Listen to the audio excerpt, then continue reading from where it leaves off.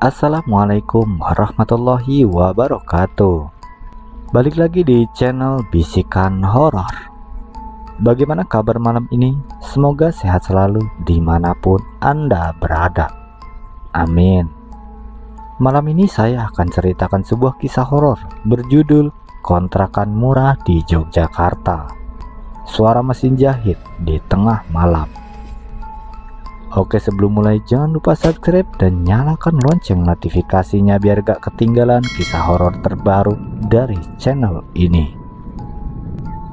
Daripada penasaran, tidak berlama-lama lagi, kita langsung saja ke ceritanya.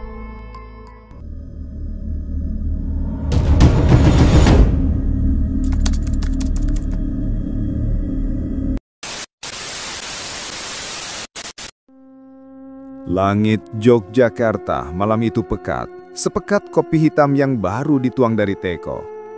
Jalanan di pinggiran kota itu sepi, hanya ada sesekali suara motor lewat lalu hilang di telan gelap.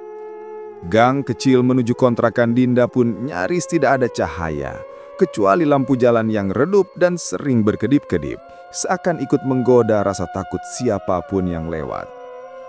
Di ujung gang, berdiri sebuah rumah tua dengan cat dinding mengelupas. Halamannya sempit, ditumbuhi rumput liar yang sudah tinggi hampir selutut. Dari luar, rumah itu tidak berbeda dengan bangunan terbengkalai lain yang ada di sekitar situ. Bedanya, malam ini ada lampu yang menjala dari dalam, tanda bahwa rumah itu baru saja kembali berpenghuni. Namanya Dinda, mahasiswi semester 5 yang sedang berjuang dengan skripsi dan biaya hidup yang pas-pasan. Saat ia menemukan iklan rumah kontrakan murah itu, ia merasa seperti menemukan harta karun. Bayangkan saja, sebuah rumah dengan 2 kamar, ruang tengah, dapur, dan kamar mandi, ditawarkan dengan harga yang bahkan lebih murah dari kamar kos biasa. Yakin lo, Din, mau ngontrak di situ? Menurut gue itu terlalu murah, pasti ada apa-apanya. Komentar salah satu temannya sedikit menakut-nakuti ketika Dinda menceritakan. Hah, gak usah mikir aneh-aneh dulu lah, mungkin pemiliknya lagi baik hati. Jawab Dinda waktu itu, mencoba mengabaikan rasa curiga. Namun sejak hari pertama ia pindah, ada sesuatu dari rumah itu yang sulit diabaikan. Udara dalam rumah terasa lebih dingin daripada udara di luar, meskipun jendela-jendela terbuka lebar. Bau apek kayu tua bercampur debu menyergap setiap sudut.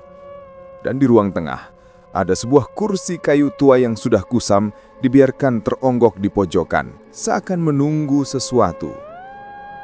Ini kenapa nggak dibuang aja sih kursinya? Kelihatan udah rapuh banget. Gumam Dinda saat melihat kondisi kontrakan itu.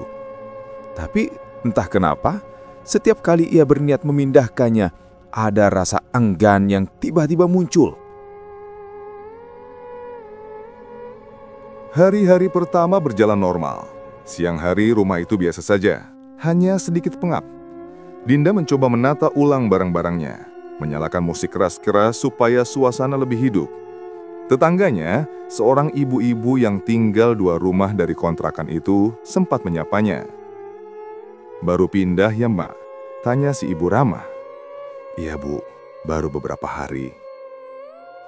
Ibu itu hanya mengangguk, tapi tatapannya agak lama terhenti pada pintu rumah kontrakan Dinda.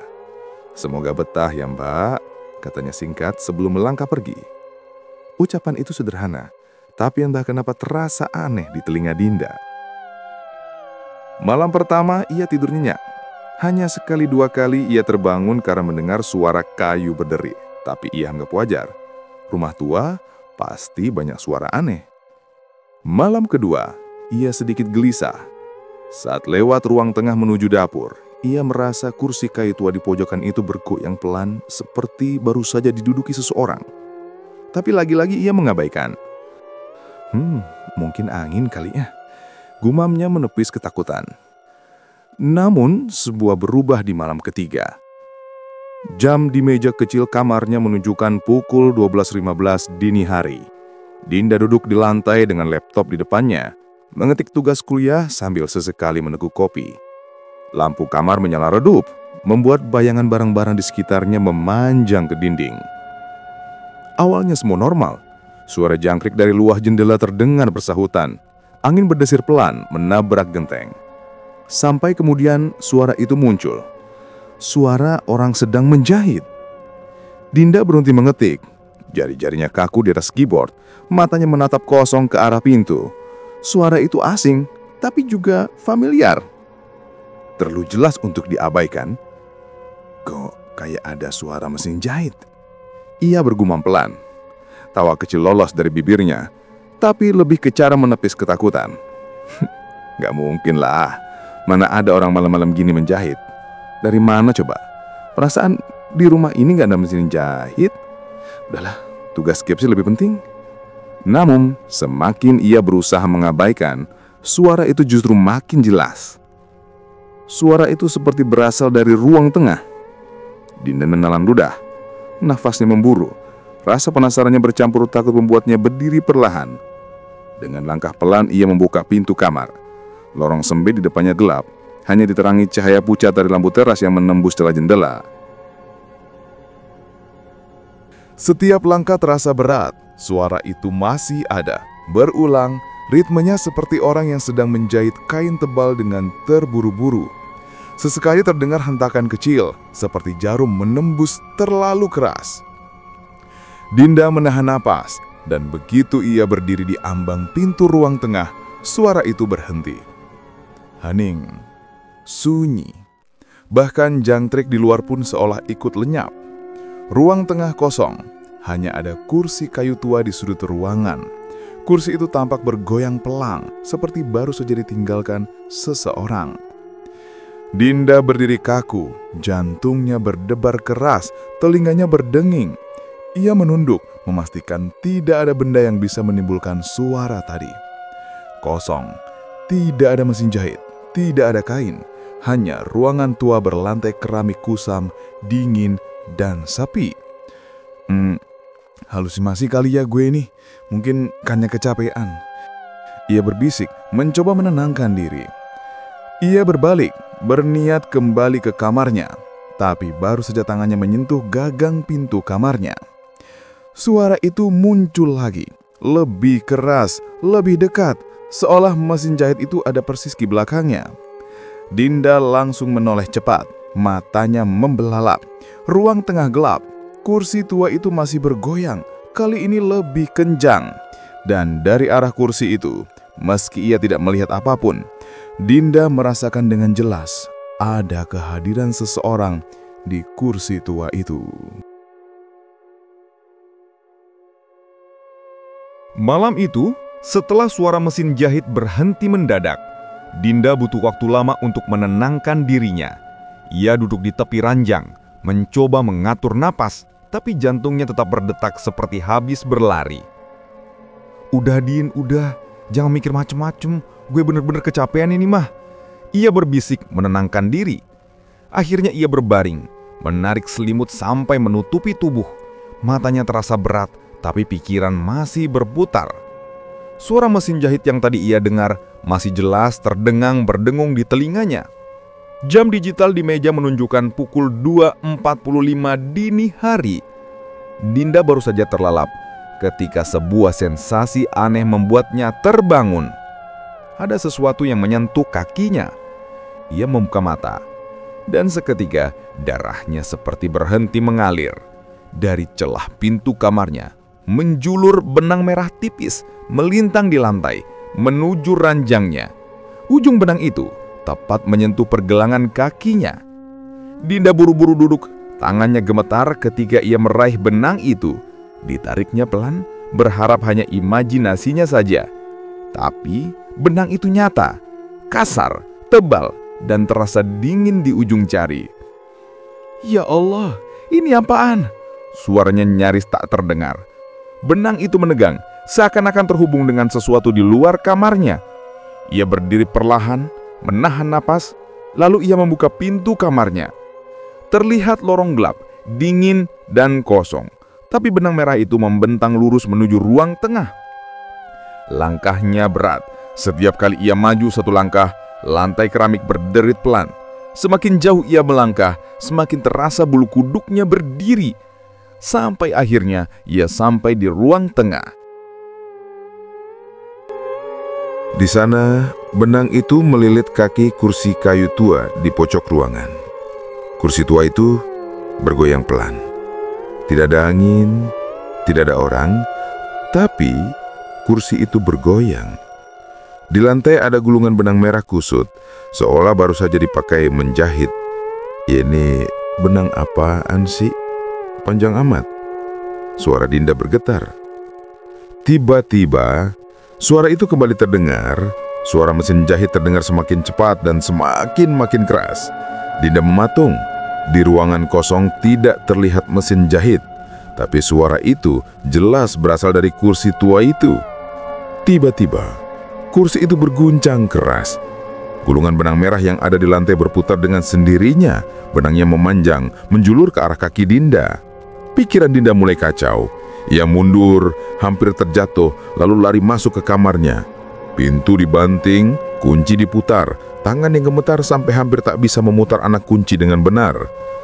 Ia jatuh terduduk di lantai, menutup telinga. Tapi suara itu tidak hilang. Justru malah semakin jelas. Tiba-tiba disusul dengan suara lain. Suara langkah kaki berat, menyeret. Langkah itu makin dekat. Semakin dekat, berhenti tepat di depan pintu kamarnya. Dinda menahan napas. Hawa kamar terasa sesak. Lalu terdengar suara perempuan. Pelan, serak, tapi terdengar jelas di telinga. Benarnya, jangan diputus. Itu milikku. Suara itu membuat Dinda menjadi tanpa sadar. Ia menutup mulut sendiri, tubuhnya gemetar hebat, air matanya menetes tanpa sadar. Di lantai, ia baru sadar ada benang merah lain yang tiba-tiba muncul. Benang itu menjulur dari celah bawah pintu, perlahan merayap ke arah kakinya seolah mencari sesuatu untuk dililit. Dinda langsung panik. Ia menyanggar gunting yang ada di meja belajar. Dengan tangan gemetar, ia mengangkat benang itu lalu memotongnya. "Putus," katanya dengan suara parau. Sesaat, sunyi. Tidak ada apa-apa. Dinda menghela napas. Lega, bercampur bingung. Ini halusinasi apa beneran sih ya? Suaranya terengah. Tapi tepat setelah benang itu putus, terdengar suara lain. Lebih dekat dan lebih dingin. "Kenapa kamu potong?" Suara itu tepat di belakang telinganya. Dinda menoleh cepat. Ruangan kosong, tidak ada siapa-siapa. Tapi di lantai, benang merah yang tadi diputus perlahan menyambung kembali. Pagi hari tiba, sinar matahari masuk lewat celah jendela kamar. Dinda terbangun dengan mata sembab. Tubuh lemas karena semalaman hampir tidak tidur. Ia bangkit perlahan, melangkah ke ruang tengah. Kursi kayu tua di pojokan masih ada, diam tidak bergoyang. Di lantai gulungan benang merah sudah hilang entah kemana. Seakan semua yang terjadi semalam hanya mimpi buruk. Tapi di kulit pergelangan kakinya masih ada bekas merah, seperti habis dililit sesuatu. Bekas itu nyata. Dan itulah yang membuat Dinda yakin kejadian semalam itu bukan mimpi. "Din, lo kenapa? Muka lo pucet amat?" tanya sahabatnya Rani yang datang berkunjung siang itu karena Dinda mengundangnya. Ia tidak tahan sendirian. "Gue gak bisa tiduran. Ada yang aneh dengan rumah ini." "Aneh? Aneh gimana maksudnya, Din?" Dinda ragu. Haruskah ia menceritakan? Atau cukup diam saja? Kalau diceritakan, apa Rani bakal percaya? Atau anggap gue hanya alu? Setelah tarik nafas panjang, Dinda akhirnya menceritakan semua. tentang suara mesin jahit dan benang merah itu sampai suara perempuan yang ia dengar tepat di telinganya. Rani terdiam, matanya membesar, jelas antara takut dan tidak percaya. "Den, lo inget gak? Kan gue udah peringatin lo kalau rumah ini pasti ada apa-apanya. Gak mungkin rumah segede ini sewanya murah banget." Ya aku tahu. Terus, ya gue sebenarnya sebelum kesini sempat mampir dulu ke tetangga dekat perapatan situ, Ran, cari tahu tentang rumah ini. Terus kata tetangga itu bilang apa? Suara Rani mulai pelan. Katanya dulu rumah ini punya seorang penjahit namanya Bu Laras. Dia sering kerja sampai larut malam, orangnya pendiam, banyak tetangga yang suka jahit sama dia. Katanya jahitannya rapi banget. Cuma ada gosip mengerikan juga sih. Suaranya Rani agak ragu. Dinda menelan ludah. Gosip mengerikan gimana, Ran? Bu Laras itu meninggal di rumah ini. Ia duduk di kursi tua itu. Terus jarum mesin jahitnya menancap di jarinya. Dia nggak bangun lagi. Ada yang bilang itu kecelakaan. Ada juga yang bisik-bisik katanya dia punya suguhan. Suguhan? Tanya Dinda penasaran. Itu loh, semacam perjanjian sama makhluk gaib biar usahanya lancar. Suasana jadi sunyi. Bahkan suara motor dari jalan depan terasa jauh. Dinda bergidik. Ia menoleh ke kursi tua di sudut ruangan. Kursi itu diam, tapi bayangan tentang seorang perempuan duduk di sana sedang menjahit tanpa henti masih terbayang begitu jelas.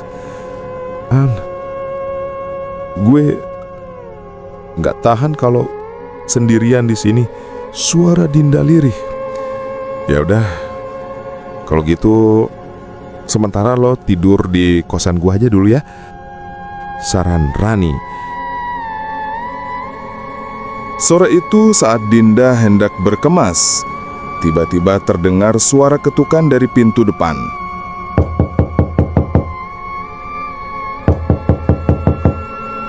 Dinda membuka pintu.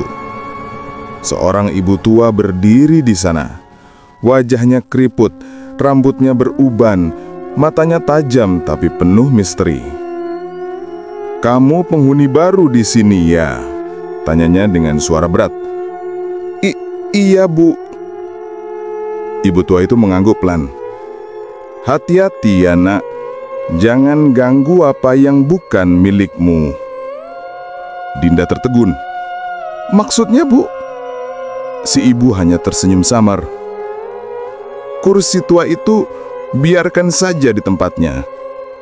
Jangan pernah coba untuk memindahkan." Tanpa menunggu jawaban Dinda, ibu tua itu berbalik, pergi dengan langkah pelan. Dinda berdiri kaku. Kata-kata itu menancap dalam di kepalanya. Kursi tua itu. Kenapa sih dengan kursi tua itu? Semua orang kenapa sih suka membicarakan kursi tua itu? Ada apa sebenarnya dengan kursi tua itu? Malamnya, meski sudah berniat tidur di kosan Rani, Dinda malah terjebak hujan deras yang turun tiba-tiba. Ia tidak bisa pergi. Alhasil, ia kembali menghadapi malam sendirian di kontrakan itu lagi. Jam menunjukkan pukul 11.45 malam. Dinda duduk di ranjang, lampu kamar menyala terang. Ia berusaha sibuk dengan ponselnya, tapi perasaan tidak enak sudah menghantui sejak sore. Dan benar saja, 15 menit kemudian, suara itu datang lagi. Dinda langsung merinding. Suara mesin jahit. Kali ini lebih jelas dan lebih dekat. Ya Allah, astagfirullah. Ia berbisik, tubuhnya kaku. Suara itu kini tidak lagi terdengar dari ruang tengah, tapi dari dalam kamarnya sendiri. Perlahan, matanya menoleh ke pojok kamar. Kursi kayu tua itu kini ada di kamarnya, padahal tadi sore ingat masih di ruang tengah. Dan di kursi itu, samar-samar terlihat sesosok perempuan duduk membungkuk. Rambutnya panjang menutupi wajah. Tangannya bergerak cepat seperti sedang mengoperasikan mesin jahit tak kasat mata. Benang merah melilit di jari-jarinya, menjuntai ke lantai, menyusup ke arah kaki Dinda. Dinda membeku, suaranya tercekak di tenggorokan. Tiba-tiba sosok itu berhenti, mendongak perlahan. Dari celah rambutnya terlihat wajah pucat dengan mata kosong menatap lurus ke arahnya. "Kenapa kamu di sini?" Suara serak itu menggema di seluruh ruangan. Benang merah di lantai melompat, melilit pergelangan kaki Dinda dengan cepat. Ia berteriak sekeras-kerasnya, tubuhnya ditarik jatuh ke lantai. Jeritan Dinda malam itu mengema di seluruh rumah.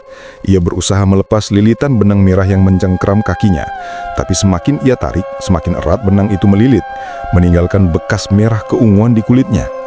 Sosok perempuan di kursi tua, Bularas, menatapnya dengan wajah pucat pasi. Matanya kosong, bibirnya bergerak pelan seperti menggumam doa atau mantra. Suara mesin jahit terus berdengung tanpa henti, meski tidak ada mesin di sana. Dinda menjerit. Matanya berair. Dengan sekuat tenaga, ia meraih gunting di meja, lalu cerak, memotong benang yang melilit di pergelangan kakinya. Kali ini potongannya lebih keras hingga jarinya ikut terluka. Seketika itu suara mesin jahit berhenti. Ruangan jadi hening. Sosok Bularas mendongak, menatap Dinda dengan tatapan marah. "Kenapa kamu putuskan lagi?" Suaranya serak menggema di telinga. Lampu kamar berkelip, lalu padam, gelap total. Dinda berlari keluar kamar, hampir terjatuh menabrak pintu. Napasnya memburu, tubuhnya gemetar. Ia tidak berhenti sampai keluar rumah, berdiri di bawah hujan deras yang mengguyur tanpa ampun. Air hujan bercampur air mata, tubuhnya menggigil hebat. Malam itu Dinda tidak kembali masuk. Ia lari ke kosan Rani dan menggedor-gedor pintu sekuat tenaga. "Rani! Ran, buka! Ini gua Dinda! Ran, buka!" Rani membukanya. "Astagfirullahaladzim, Dinda, masuk!" Suara Rani panik melihat sahabatnya basah guyup bercampur air mata. Badannya gemetar. Tanto bertanya, Rani langsung menyuruh Dinda istirahat, seolah dia tahu apa yang terjadi. "Besok saja ceritanya ya, Din. Sekarang lu istirahat dulu, tenangin diri ya." Esok harinya, dengan wajah pucat dan tubuh lemas, Dinda menceritakan semuanya pada Rani. "Din, menurut gue ini udah nggak wajar. Kita harus cari bantuan, Din," kata Rani. "Bantuan siapa?" "Ya, paranormal, ustadz, siapa aja deh. Yang penting bisa selamatin lo. Dan sekalian bersihin tuh rumah dari hal-hal gaib. Kalau lo mau, gue ada kenalan, namanya Pak Arif. Orang-orang bilang beliau sering bantu bersihin rumah angker. Gimana? Mau nggak?" Awalnya Dinda ragu, tapi begitu melihat bekas lilitan benang merah yang masih membekas di kakinya dan rasanya perih, ia tahu ini bukan hal yang bisa ia lawan sendirian. Sore itu, akhirnya mereka menemui Pak Arif. Lelaki paruh baya dengan wajah tenang, sorot mata tajam, dan suara dalam yang menenangkan. Setelah mendengarkan cerita Dinda dari awal, ia menghela napas panjang. "Kalau memang benar yang kamu lihat itu Bularas, maka ada sesuatu hal yang belum selesai di rumah itu," katanya pelan. "Maksudnya yang belum selesai gimana, Pak?" tanya Dinda. Pak Arif menjelaskan, orang yang meninggal dengan pekerjaan yang terputus, apalagi terikat janji tertentu, arwahnya tidak akan tenang. Bularas mungkin masih menjahit sampai sekarang. Dinda merinding. "Terus apa hubungannya dengan benang merah yang selalu muncul di kamarku, Pak?" Pak Arif menatap Dinda serius. "Itu adalah tanda ikatan. Bisa jadi Ia mencoba mengikatmu. Ia ingin menjadikanmu penerusnya. Atau bagian dari jahitannya ada yang belum selesai. Rani spontan menelan ludah. Pak, bisa dibersihin kan rumah kontrakan Dinda? Bisa, insya Allah ya. Tapi kalian berdua harus ikut, jawab Pak Arif. Malam itu, mereka bertiga mendatangi kontrakan. Udara dingin menusuk, lebih dingin daripada biasanya. Rumah itu tampak lebih gelap, bahkan lampu teras seperti meredup ketika mereka mendekat. Pak Arif melangkah masuk, membawa botol kecil berisi air dan beberapa ayat suci yang ia bacakan perlahan. Dinda dan Rani berjalan di belakangnya. Tubuh mereka kaku oleh rasa takut. Begitu sampai ruang tengah, kursi tua itu sudah bergoyang sendiri, tanpa angin, tanpa disentuh siapapun. Pak Arif duduk bersila mulai membaca doa dengan suara lantang. Suasana semakin tegang. Suara mesin jahit kembali terdengar keras, seakan-akan memenuhi seluruh ruangan. Lantai bergetar. Gulungan benang merah tiba-tiba muncul. Kali ini bukan satu tapi banyak. Dari bawah kursi, dari dinding, dari celah lantai. Benang-benang itu keluar dan melilit ke segala arah. Dinda sambil menjerit. Benang merah itu menjulur ke arahnya, bergerak cepat seperti hidup. Pak Arif tetap tenang, menyiramkan air yang ia bawa sambil membaca ayat suci. Beberapa benang meleleh seperti terbakar, tapi yang lain semakin banyak muncul. Lalu, sosok itu muncul. Bularas berdiri di samping kursi. Rambut panjangnya basah, wajahnya pucat, matanya kosong tapi tajam. Tangannya bergerak seperti sedang menjahit di udara, dan setiap gerakannya mengeluarkan suara mesin jahit mengerikan. Pak Arif berhenti sejenak, menatap Dinda. Dia menginginkan sesuatu darimu. Menginginkan apa, Pak? Apa yang dia inginkan dariku? Entah kau menyerahkan atau kita hentikan dengan paksa. Itu keputusanmu. Bularas tiba-tiba menoleh lurus ke arah Dinda.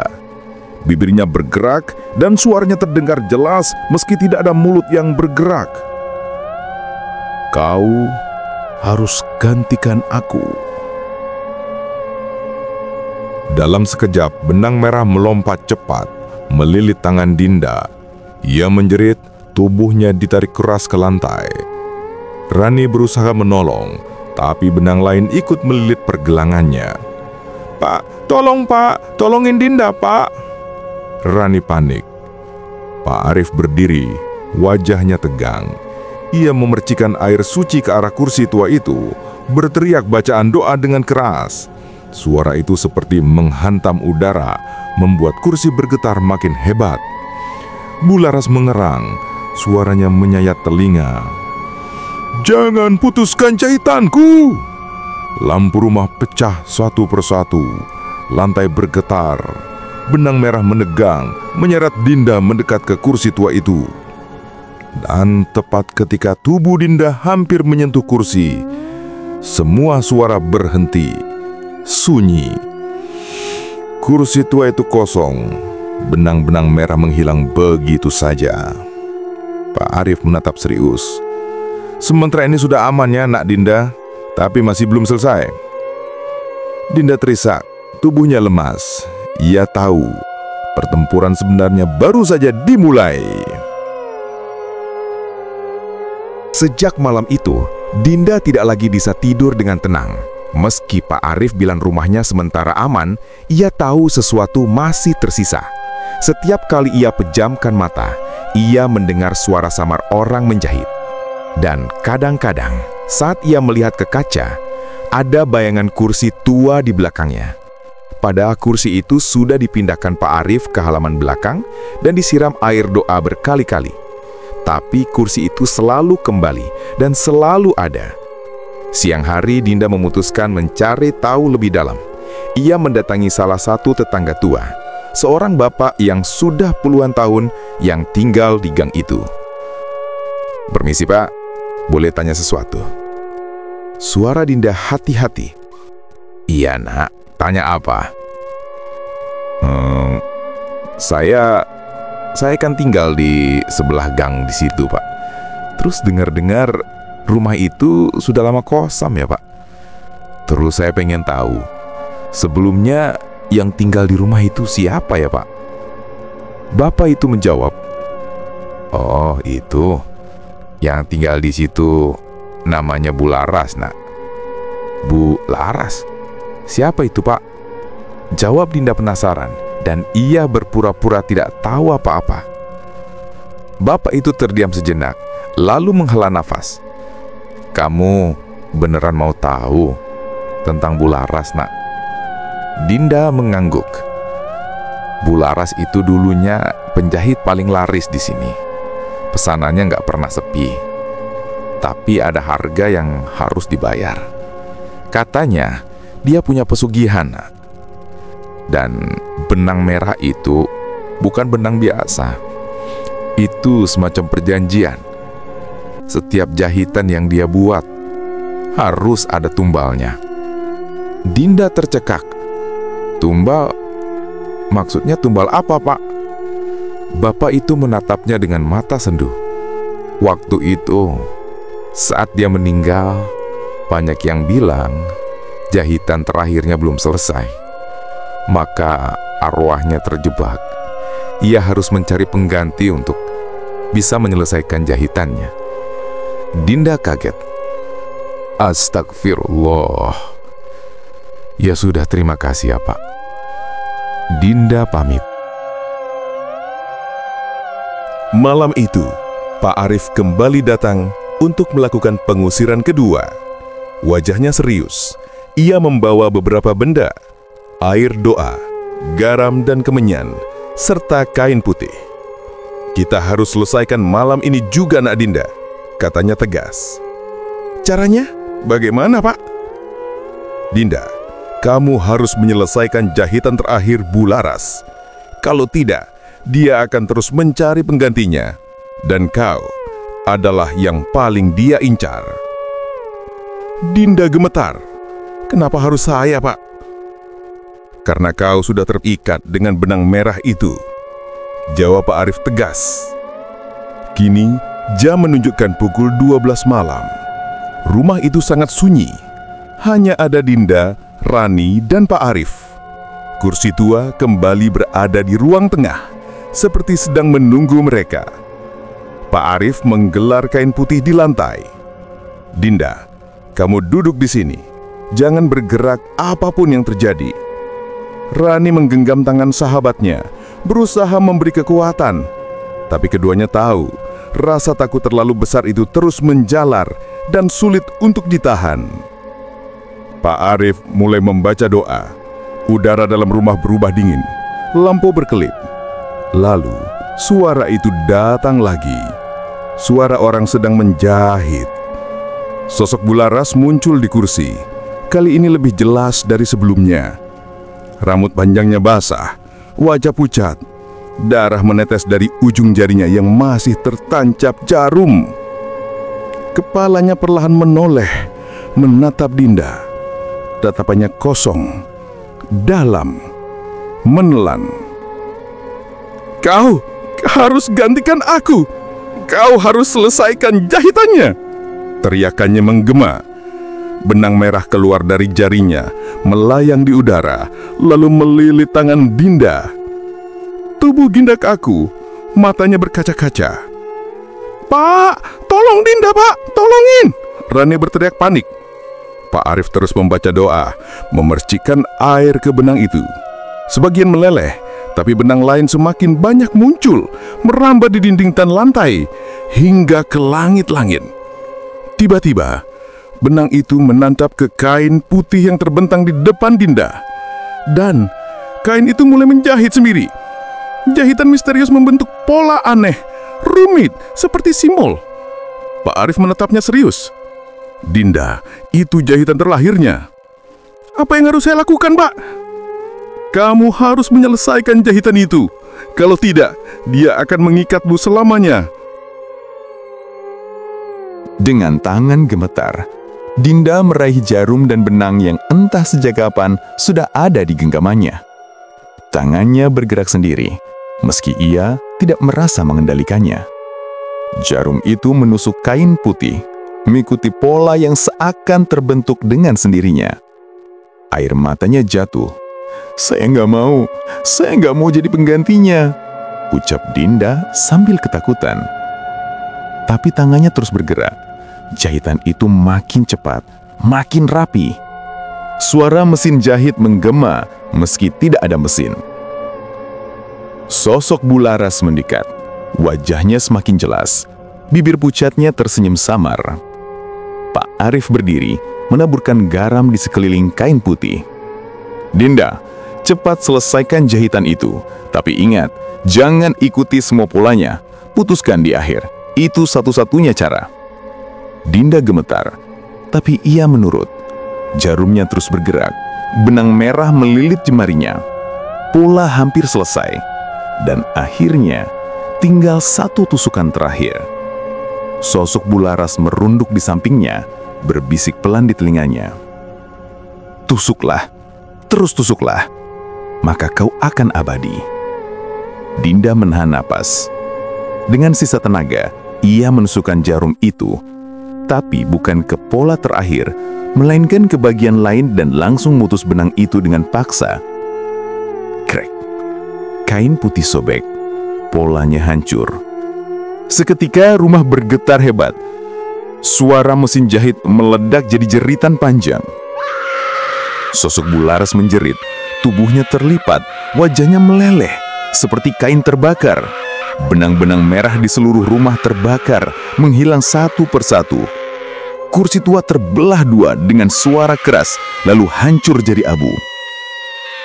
Suasana jadi hening. Dinda terengah-engah, tubuhnya basah keringat. Rani langsung memeluk Dinda erat. Pak Arif menutup doa dengan wajah serius. Sudah selesaikan, Pak. Suara Dinda serat. Pak Arif mengangguk pelan. Untuk saat ini, ya, tapi jahitan terakhirnya tidak akan pernah selesai, karena kau sudah memutus rantainya. Dinda menangis lega. Untuk pertama kali setelah berminggu-minggu, akhirnya ia merasa bebas. 3 hari kemudian, Dinda memutuskan pindah dari kontrakan itu. Ia merasa tidak sanggup lagi untuk tinggal di kontrakan itu. Barang-barangnya sudah dikemas.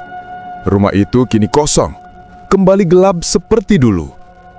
Saat ia keluar untuk terakhir kali, ia sempat menoleh sebentar. Ruang tengah tampak sepi, hanya lantai kosong. Tapi, di pojok ruangan, samar-samar ia melihat sesuatu. Sepotong kain putih, dengan satu pola jahitan yang hampir selesai. Dan di atas kain itu, tergeletak gulungan benang merah baru. Bagaimana kisah horor kali ini? Jika kalian suka, jangan lupa tekan like dan tinggalkan komentar di bawah. Untuk yang baru bergabung, silahkan subscribe dan aktifkan lonceng notifikasinya agar tidak ketinggalan kisah horor terbaru dari channel ini. Mohon dukungannya agar channel ini bisa berkembang. Jika ada salah-salah kata, mohon dimaafkan. Saya undur diri, sampai jumpa di kisah horor berikutnya. Wabillahi taufik wal hidayah. Wassalamualaikum warahmatullahi wabarakatuh. Salam bisikan horor.